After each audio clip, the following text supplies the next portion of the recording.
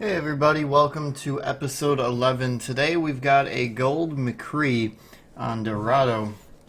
So, what I'm looking for out of a McCree on Dorado is Farah duty, first and foremost.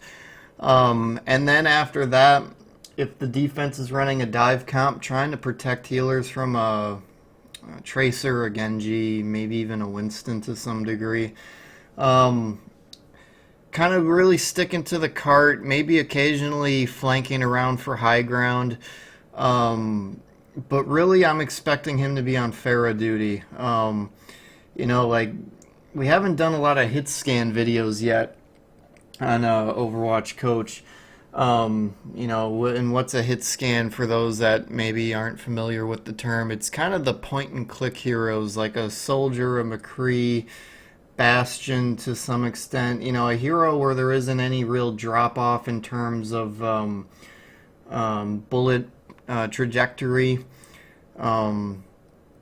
So I'm trying to think here. I'm gonna switch right over to the video. I watched the first couple minutes just so I could try to get a spot where we could look at the team comp and hopefully it won't change on us. And I think I found a good spot. So what I want to do is just pull up the video right away. We're not going to waste too much time just talking in this video. We're going to get right to it. So like I said, I skipped ahead just a couple minutes just to get the team composition up. So we're attacking first, and this is what we're running here. So I'm a little concerned about overhealing. And what do I mean by overhealing? So we've got Mercy, who's a main healer, and Anna, who's a main healer. And having one or the other, I don't really have a problem with. But the thing I'm concerned about is I don't see this team taking a ton of damage, at least not enough to warrant having two main healers. I think you could get away with either like a Zenyatta or a Lucio for one or the other. Not going to really say which one should swap over the other, because both of them in their own right are fine. I just think comboed up, it's a little bit of an overheal. But I like the comp otherwise, because I think it's a very well-rounded comp. You've got Winston with good mobility, you got Genji with good mobility. They can probably work together, and then the McCree can work with the Reinhardt just fine. He can utilize the shield. Those two can really stay by the point. Honestly, I'd see them as healer bodyguards for the most part, at least for the Anna, and then maybe Mercy flies around with the Winston and the Genji or something. But still, I think you could get away with like a Zenyatta. Probably would be my pick, just for the healing orb, and then can also hang around the point, utilize the Reinhardt shield. So let's start watching and let's see what we get. And actually, what I think I'm going to do is skip ahead just a little bit more here.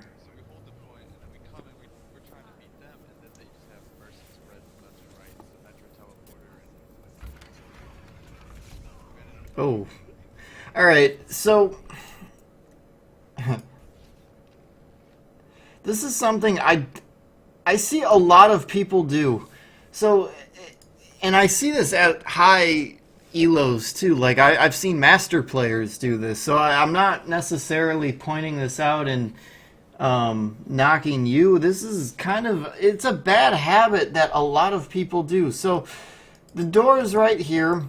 It's literally just opening up, and as the second it opens, everybody tries to get a shot off to try to get that really early pick. It's like a real cheeky thing to do.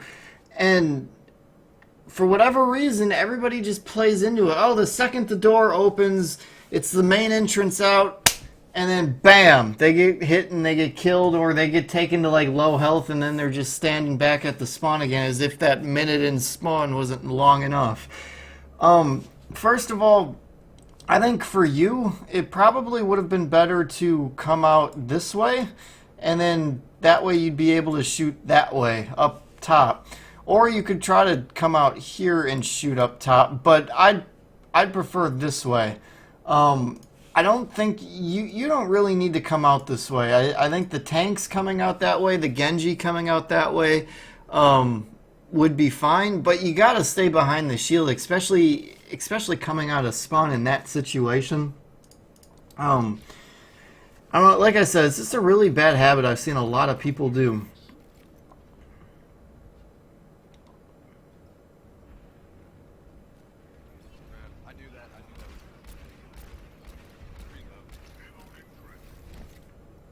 Okay, so the first thing I noticed just from firing those first 4 shots, you've got to flick to your shot. Oh, just punch him. There you go. Should have did that when he got a flashbang, but still. The flick shot isn't necessarily the worst mechanic in the world for aiming. However, it doesn't seem to... Well, that was better. That was a lot better, actually.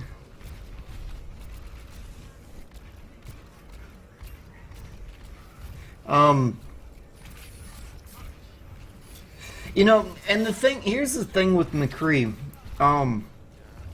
He was actually one of my first offensive heroes after Reaper that I started playing.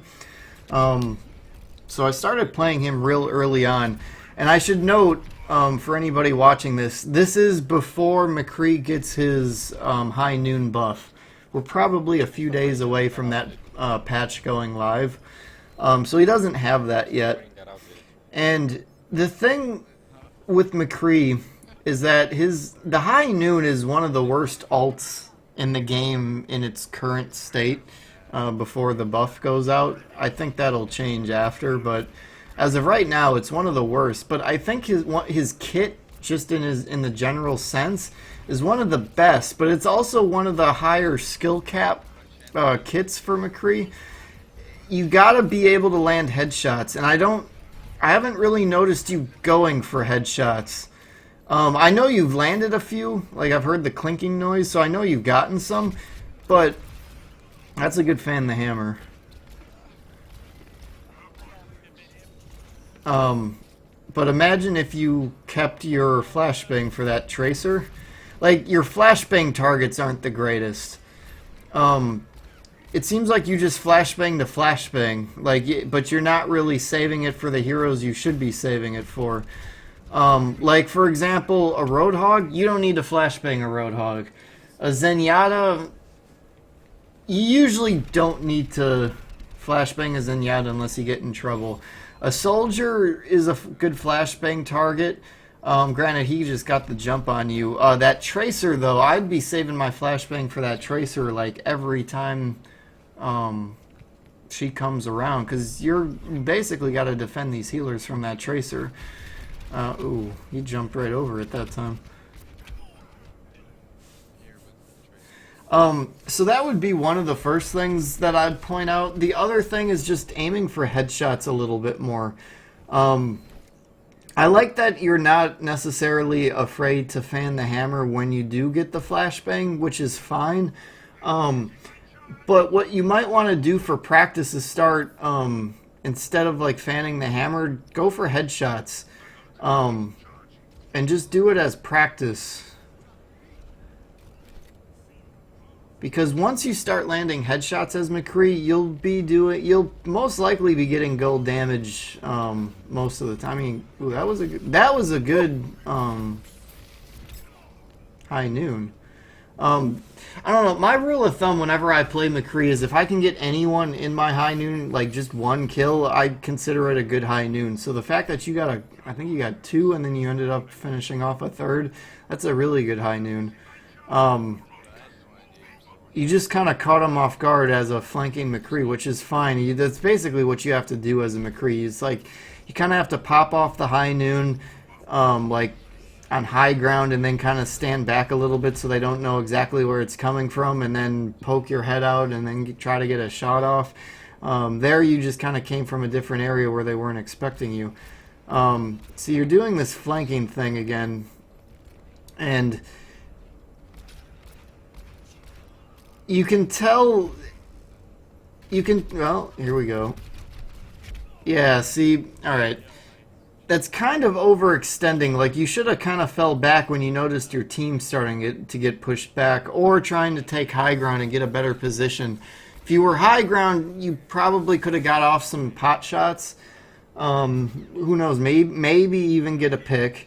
But you stayed low ground, so you were easily accessible, and then you kind of pushed up while your team was getting pushed back. That's overextending. Um, that's an instance where you didn't have to die. Like, there's another instance where you didn't have to die. If you just stay behind the Reinhardt shield, so Mercy solo reses you. I don't know that I would agree with the solo res there.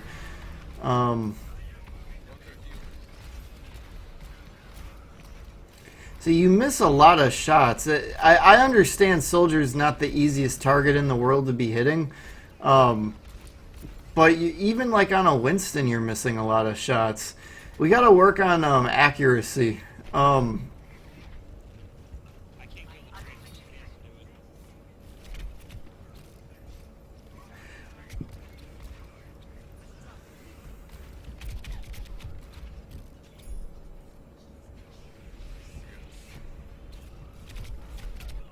Ooh, she got the jump on you on that one. I think you were just waiting for her to recall, but you were kind of looking at the wrong spots. I think that's what you were doing. Some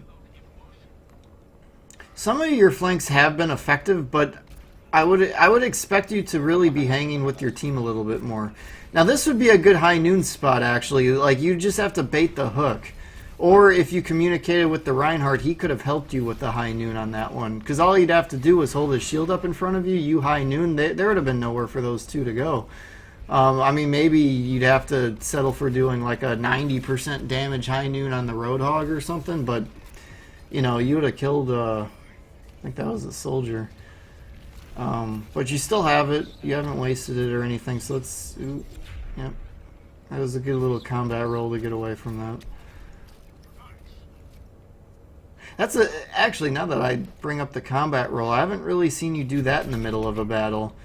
Make sure you kind of, you know, when you do that combat roll, it automatically reloads your gun for you, so you basically get 12 shots instead of 6.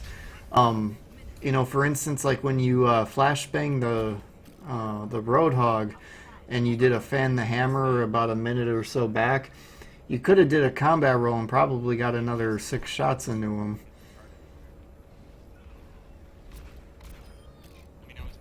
That was a nice shot. See, look how much that headshot did on that Roadhog. Like, if one of those other shots would have been a headshot, my guess is he wouldn't have came back to hook you. But it didn't really feel like your team was playing together. The one thing that I want to point out, though, aside from getting your headshots, is you got to use your Reinhardt shield a little bit more. The Reinhardt shield was truly there for 2 people, the Anna and you, and I think you kind of got away from that, and that kind of makes the Reinhardt a little bit more useless. And if you kind of utilize that Reinhardt shield, I think your team could have did a little bit more. A Roadhog would be amazing because of the distance. Nice. I'm trying to gauge your sensitivity a little bit too. There's this. Actually, we're gonna pause.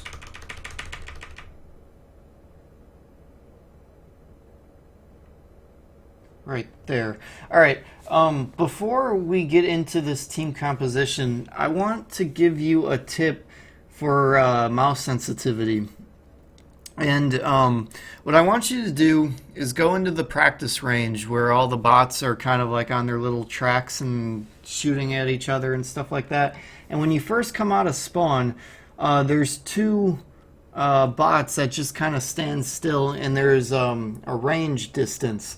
So when you got your 2 bots, and these will be the bots, it'll have like 3 lines gauging distance. What I want you to do is kind of stand somewhere in here and make an arc like that, and keep your mouse cursor right on the middle square of their head, and just make an arc. And if you're able to keep your mouse, like while you're doing this, if you're able to keep your mouse dead center on their head without really having to move the mouse, like without, like say for example, if this is their head and this is where you're keeping the mouse, and as you're moving like this, if your mouse is like all over the place and you can't really keep it towards the center of their head, your sensitivity's too high and you gotta lower it. And keep playing with the mouse sensitivity, and you can set it to specifically only be on McCree, or if you play like McCree and Soldier, you could set it for, you know, both of them or something. But get it so that you can keep your mouse cursor like smack dab on their head. And as long as it's not wiggling all over the place, then your mouse sensitivity isn't like too wacky, too fast, anything like that. But if it is all over the place, keep lowering it until you can do that. And I guarantee you your McCree play will go way through the roof. Let's see. So, all right, let's talk defense here. What do we got? We're doing the double healer thing again, which didn't really seem to work out too well. They didn't seem to really be healing you a whole lot. You know, and that's a actually, that's actually a good point that I bring up. The support players that might be watching this, keep your head on a swivel for the McCrees and the Hanzos and the people that kind of play further back from where the healer tends to play. I always kind of consider there to be 4 levels to a battle going on. You've got your divers here. You have your front line, you know, like the Reinhardts and the Roadhogs. Then you usually got your healers.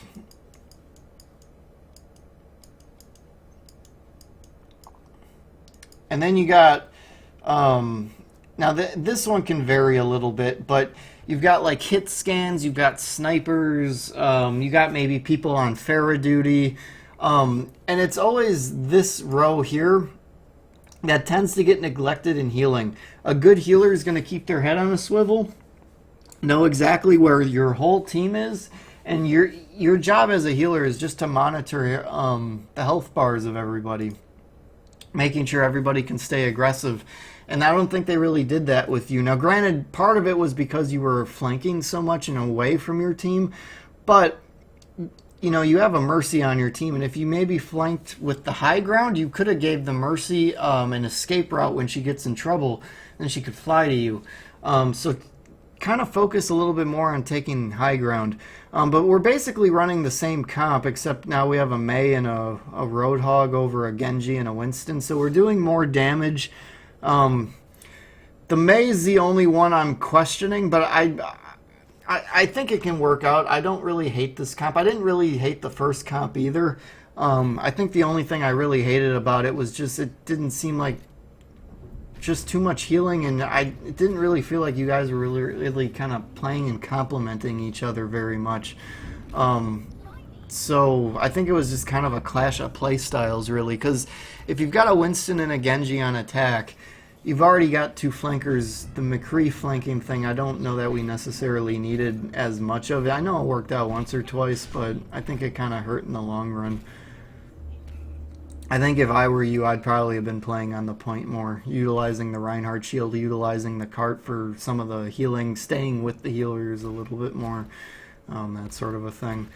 So here, you're taking high ground, but your team is still staying low ground.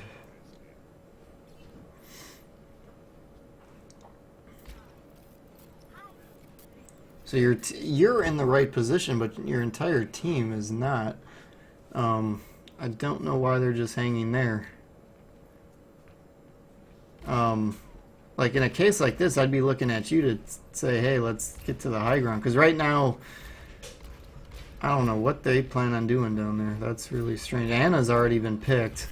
So at this point, I'd just be falling back or maybe just trying to throw a few shots at the shield. Okay, you did a good job dodging the hook. Now you've got a little bit more freedom.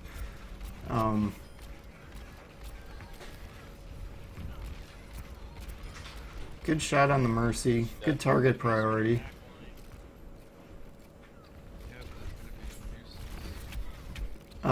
Not a good fan the hammer. You don't need to fan the hammer when you got a tracer battle going on. If you can flashbang her, she's like a one headshot kill. She's such a little. That was a good fan the hammer though. Need healing? This Anna. Mr. Grenade and Mr. First Shot on you, and then she didn't even top you off. This would be actually a really good time to do a... Well, maybe not. Actually, the hook might stop you. If you see him throw the hook, then... Okay, there you go. Yeah.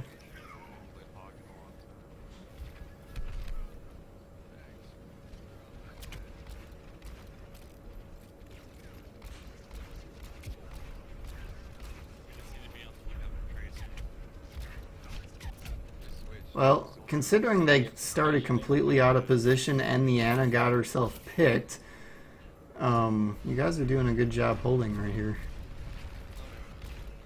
Your mouse sensitivity, I think for you to be doing this flick shot, I think your mouse sensitivity is just a little too high. That was good. And then you find yourself in little rhythms where you start landing all your shots, but you go into little spats where you're missing everything too. And I think if you do that little mouse sensitivity trick I was just telling you, I think you're going to find yourself with a much better accuracy on McCree. I'd be curious to know what your all-time accuracy is on McCree, like your overbuff stats.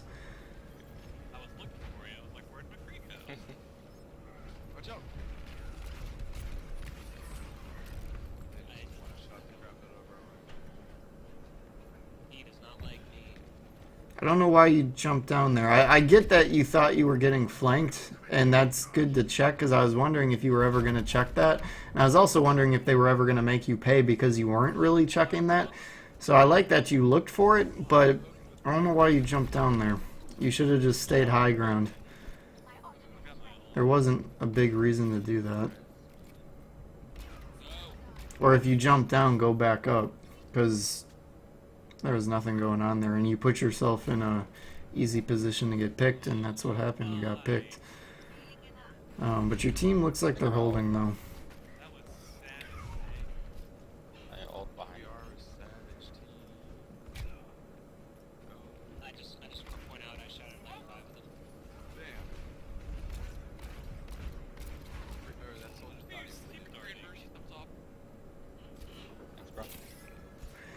I'm a little I kind of would think the Anna would start coming up here and maybe playing a little bit more of a DPS role, and then also keeping you topped off.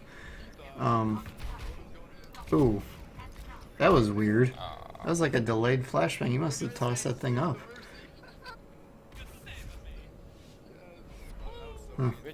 Well, you guys did a really good job holding that first choke. That first choke's always pretty difficult to get through. It wasn't much of a challenge, actually, really, on defense. It's like you guys held them at the first choke point and nothing ever really came of it. Honestly, this is going to be a pretty fast coaching video, one of my smaller ones, but I think really the biggest thing for you is working on your mouse sensitivity. Your target priority is pretty good. The only thing I'd really point out is your flashbang target priority is a little poorer. Save your, like, if you know there's a Genji, or if you know there's a Tracer on the team, a Soldier too even, save it more for the heroes you have difficulty hitting. Anna can always be a difficult one to hit, Mercy even. Not so much for the Roadhogs and the Senyattas and heroes like that. I'm not saying never flashbang them, but you know, if you got to do a flashbang to save yourself in a certain scenario, go for it. But if you just see them, you don't necessarily need to just, oh, I can flashbang them, so I'm going to do it. Aside from that, really, I think it's just the accuracy needs to get a little bit better. The flick shot's not necessarily a problem, because I know there's a few tactics when people use aiming for hit scans. You know, some people do that little flick shot that you're doing. Other people just like to track and kind of try to keep their mouse cursor on them at all times and try to land their shots. And I'm okay with both because really it's just a matter of preference and it's whatever works for you. I think if you just hone up your mouse sensitivity just a little bit, you'll find a little bit more success and you'll see your accuracy rise. So what I'd really encourage you to do is look up your overbuff stats, look up what your accuracy on a McCree or a soldier or any other hero that kind of focuses on accuracy. See where you're at and then do that trick I told you in the practice range and see if it goes up. And it might go down a little bit just in the beginning because you got to get used to the new sensitivity. But I would expect it to go higher as time goes on by like the end of the season. So that might be something worth taking a look at. The only other thing that I'd really point out for in terms of improvement is just your positioning. Maybe just a tad less flanking, and when you do flank, put yourself in a slightly better position. Look at taking more of the high ground approach. But really, in a comp like this, I would expect you more to stay with the Reinhardt, stay with the healers, because you already had a couple flankers on your team.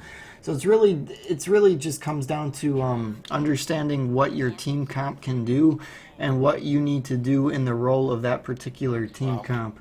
But you did a much better job in that scenario on defense. It was more on the attack. Granted, their attack was pretty weak. In the May, she did a nice job there. That was a nice blizzard. So, overall though, I think you're a pretty good McCree. I think you just need a few little touch-ups, and I think you'll find yourself in Platinum by the end of the season, to be honest. So, this is going to be a quicker episode.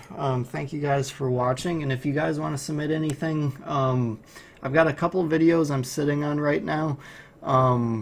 Probably going to be caught up with those by the end of the week or weekend. And then I'll be looking for some more submissions again. So I've got the stuff up if anybody wants to make a submission. So I hope I helped. And I'll see you guys for episode 12 in a few days.